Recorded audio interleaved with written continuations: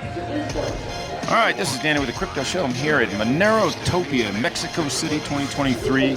And geez, I forgot to ask you your name. I forgot it from last night. But I was talking to these guys last night at a great party we had, and they were with Session. Yeah. And I keep hearing about Session, so I'm going to be getting on Session after this interview. Yeah. After I find out about that. So tell me exactly what Session is, but first tell me your name. Yeah, my name's Key Jeffries. Okay. Yeah.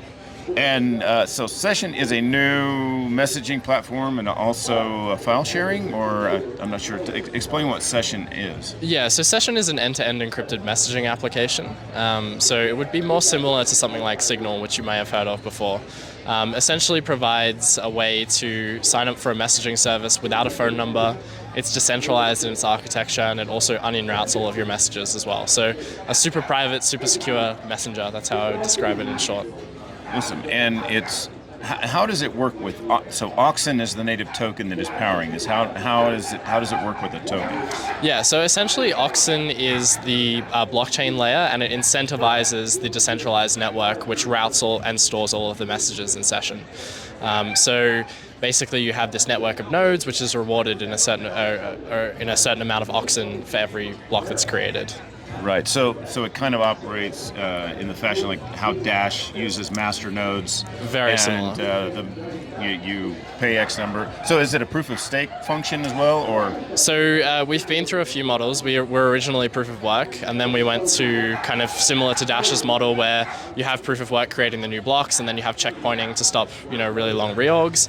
But now we're full proof of stake. So we just essentially decided to get rid of the proof of work aspect of it and just go fully proof of stake. Okay. And these nodes, they're like VPS servers, and are they Amazon servers, or are you avoiding that? I know a lot of the master nodes from Dash are actually on Amazon servers. So actually, I think we only have like 10 or 20 of the nodes on Amazon, and we have 1,800 nodes. So that's pretty good. I know that there's a lot on Hetzner, and there's a lot on some of the bigger European VPS providers, but Amazon isn't very well represented down our network.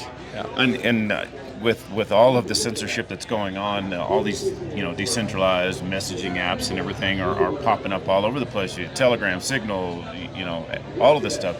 But with Telegram and Signal, every time one of my friends joins, anybody that's in my contacts, I get spammed by the network, and then I send them a message saying, "Hey, I see you." And it's like my friend Ernie says the same thing. Yeah. So. Do you not spam the network? We don't spam the network because you don't sign up with your phone number in the case of Session, which means we don't have access to any of your contacts. So that's what Signal and Telegram usually do. When you sign up, they look at your SMS contacts or your phone contacts, and they try to connect you with them automatically. Right. But this is very bad for privacy, right? Like if you're trying to sign up anonymously, you don't want to tell all of your friends, I just joined this service. Yeah, well, the project I'm working with is DragonX. This is Zcash fork, so we're utilizing the memo field right now. Yeah. So it's you send a transaction, and then hidden in the transaction is a memo. So I can appreciate that for sure. What are the limitations on what you can send or use? Like if I'm sending a video or something, what are the limitations on that with Session? So with file attachments, it's currently capped at 10 megabytes. So it's enough to send pictures, but longer form video content probably wouldn't be available. We do want to make some changes to allow larger file sizes, and it's right now a technical implementation which is preventing that. So we need to upgrade our code base to be able to support that, and that's something that we hope to do in the next kind of 6 to 12 months. And what about live, like Jitsi or Zoom? Do you have an option for that? So we support currently in the application peer-to-peer voice and video calls. If you're on all of the platforms as well, Session is on desktop, iOS, Android. You can just join and you can have conversations with your friends, voice or video. Right. You guys have another platform you're building out of this. So Oxen is what you're building all of this on. So Oxen is the playground where you get to go and build all this stuff, and that's the native token to fuel it. What if I'm using Session? What do I have to have Oxen to make transactions, or what? You don't need to have Oxen to use Session. So Session, you can just download it in the Play Store and start using it immediately. The way that we think the feedback from Oxen to Session is going to occur in the future is to have a Session Pro tier, which would offer additional features. Right. And for that, you would need to pay in Oxen or pay in a traditional cool currency. Little emojis and yeah, stuff. exactly. Kind of like Telegram is doing the same thing. Exactly. Telegram Pro, so very similar to that, where you can still use Telegram as a free user and it's a great experience, but then they also have a premium subscription for power users. Time for a shameless plug for all you crypto privacy advocates out there.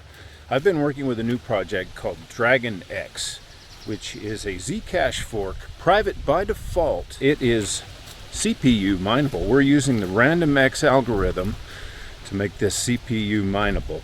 Our GUI offers one-touch mining right in the wallet. We have the GUI wallet, the Lite wallet, and a mobile wallet available. So go ahead and go to dragonx.is and check us out and see if you like what we have to offer. The website is dragonx.is. Join us on the Telegram, and if you're a developer, we would love to have you aboard.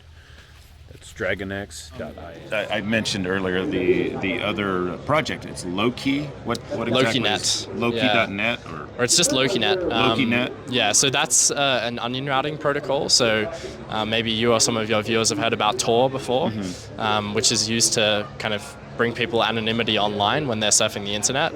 And we're also developing that inside of the Oxen ecosystem as well. Yeah. I was with Dragon X. I was envisioning this idea of having like a plug-in or something for Onion Share, so that I could actually just upload files onto Onion Share and then send the hashes in my messages through through ZK. That's a good idea. Do you guys have a tool like that? Maybe I could utilize your platform to actually make that vision come true. We don't have anything like that currently. I believe someone did go to the effort of trying to take Onion Share and modify it to use it on LokiNet. But I think long term, what we see here is in session that we would be able to enable peer-to-peer file transfers. Because if you can, or peer-to-peer, but even onion-routed file transfers as well. So if you can have a voice and video call with someone peer-to-peer, obviously you're sending your video stream to them, they're sending your video stream to you. And in the future, we're going to want to onion route that as well, and we're going to use LokiNet to do that. If you can do like voice and video calls, you can also send arbitrary files as well. And we're hoping to support that functionality eventually as well. I was watching your partner's talk earlier, and there was mention of multiple identities. Yes. Explain the multiple. What is this multiple identity function? So essentially, when you sign up for Session, you get a Session ID, which is your long-term identity on Session. You can create new accounts on Session whenever you want by deleting your account and restoring a new account, essentially. But in the application right now, there's no way to easily switch between different accounts. So if you wanted to generate multiple accounts and then switch between them, say you have an identity for work, and you have an identity for your friends, right? We want to enable functionality so that my terrorist network. well, we can't support that, sorry. Well, the definition of terrorism nowadays. You can basically support multiple identities in the application, so you can switch between them really easily. That's not a functionality that exists right now, but we want to support it in the something future. for non-binary people? No, I'm just kidding. Total joke, but it's something that's coming soon as far as being able to switch between the different identities. Yeah, we want to develop that functionality. Definitely. Yeah, that's a great idea. Are there any other features that stand out that I should really know about, or? Yeah, I mean, most of the features that we've been focusing on right now are improving the onboarding of the application, improving the basic features of the application. So we've had a lot of problems with groups in the application, in terms of the scalability of those groups.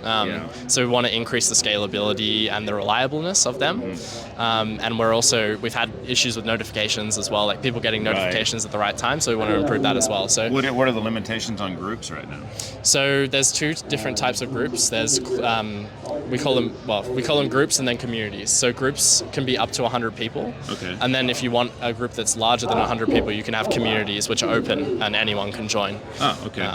It kind of supports both. Is there a limitation on the community? No, not really. Only the power of the server that hosts them. I mean, we have communities that are up to 5,000 people right now. So you can grow pretty large. Oh, that's pretty good. definitely have to check all this out. Everybody keeps trying to push me onto Discord, and I just don't want. I don't want anything to do with Discord. Yeah. It's very like centralized. I would like to get off application, of Telegram as well, but Yeah. seems like everybody and my mother is there. Telegram's She's been very watching popular. me. No. Awesome. Where can I get signed up with Session? Yeah, so if you just look up Session in the Apple Store, the Google Store, we're also on F-Droid. There's also an APK on our website. If you want to find more information about Oxen or Session, the website for Session is getsession.org. I want to bring up something. Do you know Paul from Edge? Paul Quay from the Edge app. No, I haven't met him. He brought up something that Android apps that are less than 2 years old you have to actually give the sign key to Android, so they can actually backdoor your app. Do you worry about that? Or? So yes, you do need to give that key to Google Play, but you can implement signing on top of that. So for example, every app that we distribute through our GitHub, for example, has a signature on it, and you can verify that signature is from me, and that doesn't come from Google. Google has always kind of had the ability to push out APKs like with whatever content they wanted on it, and that's been the case for 4 or 5 years now. So yeah, it's a concern, and that's why we have alternate distribution methods as well. We have F-Droid. You can download the APK directly. There's a bunch of other tools, so you don't have to use. Where can I get the APK directly? Because that's my our mobile wallet that we're using is APK. We're not going anywhere near the Play Store at all. So if you go to getsession.org, there's a link on the website to download the APK. Awesome. Yeah. All right, man. I think that covers it pretty good, man. I appreciate it. Thanks for having me. All right. All right.